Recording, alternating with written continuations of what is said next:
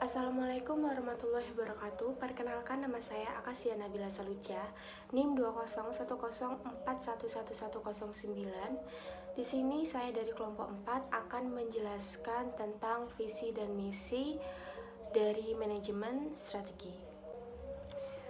Baik, yang pertama saya akan menjelaskan tentang pernyataan visi. Pernyataan visi harus mengungkapkan jenis bisnis yang dijalankan perusahaan. Misalnya, memiliki visi yang mengatakan menjadi perusahaan retail terbaik di Amerika Serikat terlalu luas karena perusahaan itu dapat menjual apa saja mulai dari kapal hingga kelinci. Untuk contoh dari pernyataan visi, yang pertama itu ada dari PepsiCo. Visinya yaitu untuk terus meningkatkan semua aspek dunia tempat kita beroperasi, lingkungan, sosial, ekonomi, dan menciptakan hari esok yang lebih baik dari hari ini. Yang kedua itu ada visi dari Royal Caribbean, yaitu visinya untuk memperdayakan dan memungkinkan karyawan kami untuk memberikan pengalaman liburan terbaik bagi para tamu kami, sehingga menghasilkan pengembalian yang unggul bagi pemegang saham kami dan meningkatkan kesejahteraan masyarakat kami. Selanjutnya saya akan menjelaskan pernyataan misi. Pernyataan misi adalah dasar untuk prioritas, strategi, rencana, dan tugas kerja. Ini adalah titik awal untuk desain pekerjaan dan struktur organisasi. Selanjutnya, proses penyusunan visi misi. Pendekatan yang banyak digunakan untuk mengembangkan pernyataan visi dan misi adalah pertama-tama memilih beberapa artikel tentang pernyataan-pernyataan dan meminta semua manajer untuk membacanya sebagai informasi latar belakang. Kemudian, mintalah manajer untuk secara individu menyiapkan pernyataan visi dan misi untuk organisasi. Selama proses pengembangan pernyataan visi dan misi, beberapa organisasi menggunakan kelompok diskusi manajer untuk mengembangkan dan memodifikasi pernyataan yang ada. Selanjutnya, apa saja manfaat visi dan misi? Yang pertama itu memastikan semua karyawan atau manajer memahami tujuan atau alasan pendiri perusahaan. Yang kedua, menyediakan dasar untuk memprioritaskan faktor-faktor internal dan eksternal utama yang digunakan untuk merumuskan strategi yang layak. Yang ketiga, untuk memberikan dasar bagi alokasi sumber daya. Dan yang terakhir, untuk memberikan dasar untuk mengatur pekerjaan, departemen, kegiatan, dan segmen di sekitar tujuan bersama. Selanjutnya, karakteristik pernyataan misi dalam manajemen strategi. Pernyataan misi adalah pernyataan sikap dan pandangan. Pertama, pernyataan misi yang baik memungkinkan untuk menghasilkan dan mempertimbangkan berbagai tujuan dan strategi alternatif yang layak tanpa terlalu menghambat kreativitas manajemen. Kedua, pernyataan misi harus luas untuk mendamaikan perbedaan secara efektif di antara dan menarik pemangku kepentingan organisasi yang beragam, individu dan kelompok individu yang memiliki kepentingan atau klaim khusus pada perusahaan. Sekian dari saya, selanjutnya akan dijelaskan oleh rekan saya. Wassalamualaikum warahmatullahi wabarakatuh. Assalamualaikum warahmatullahi wabarakatuh. Perkenalkan, nama saya Nadia Gladys Isabella, NIM saya 20110411086.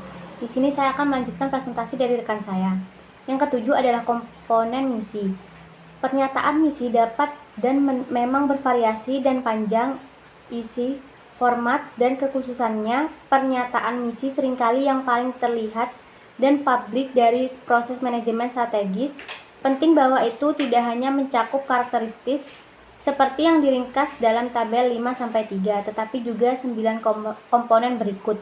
Yang pertama, pelanggan, yaitu siapakah pelanggan perusahaan. Yang kedua, produk atau jasa, yaitu apa produk atau jasa utama perusahaan. Yang ketiga, pasar, yaitu secara geografis di mana perusahaan bersaing. Yang keempat, teknologi, apakah perusahaan secara teknologi mutakhir. Yang kelima, kelangsungan hidup, pertumbuhan dan profitabilitas, yaitu apakah perusahaan berkomitmen untuk pertumbuhan dan kesehatan keuangan. Yang keenam, filsafat, yaitu apa keyakinan dasar, nilai, aspirasi, dan prioritas etika perusahaan.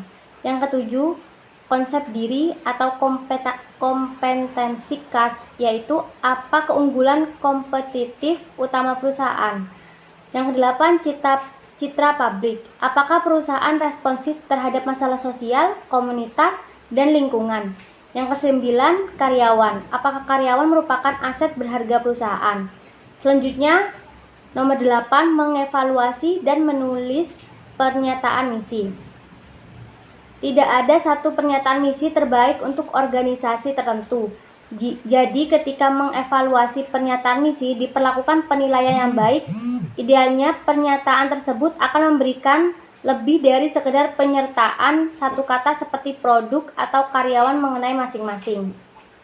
Yang kesembilan, 5 pernyataan misi direvisi. 1. Kami memiliki misi untuk menawarkan pengalaman apotek terbaik bagi orang-orang dari segala usia di seluruh Amerika Serikat.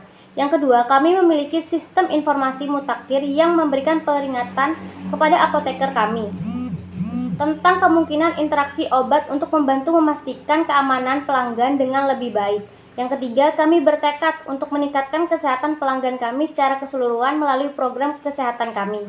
Yang keempat, kami menawarkan rangkaian lengkap produk kecantikan, makanan, minuman, kosmetik, dan vitamin lainnya melalui aliansi kami dengan GNC. Yang kelima, kami percaya dalam memperlakukan pelanggan kami seperti keluarga dan berusaha untuk mempertahankan reputasi kami sebagai toko obat yang paling ramah.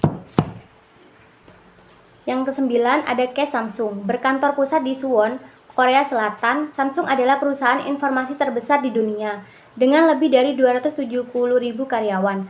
Samsung memiliki pabrik praktikan dan jaringan penjualan di 88 negara.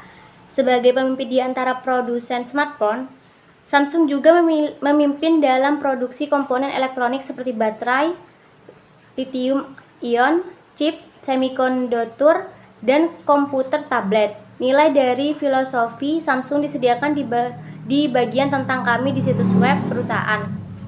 Pernyataan visi Samsung yang diposting di situs web mereka, pernyataan bahwa perusahaan bertujuan untuk mengembangkan teknologi inovatif dan proses yang efisien untuk memasuki wilayah baru, meningkatkan kehidupan masyarakat, dan melanjutkan sebagai pemimpin dalam platform mereka. Pernyataan misi perubahan perusahaan disebut pernyataan filosofi, tepat di bawah visi dan misi perusahaan di situs web. Nilai-nilai inti perusahaan terdaftar dan dijelaskan dalam 5 kategori. Yang pertama, orang keunggulan, yang kedua perubahan, yang ketiga integritas, yang keempat kemakmuran bersama. Situs web juga menyediakan visi perusahaan 2020 yang memperkuat pernyataan misi perusahaan. Perusahaan ini patut dicontoh baik dari segi konsep, visi, dan misinya serta manajemen strategisnya. Sekian, terima kasih.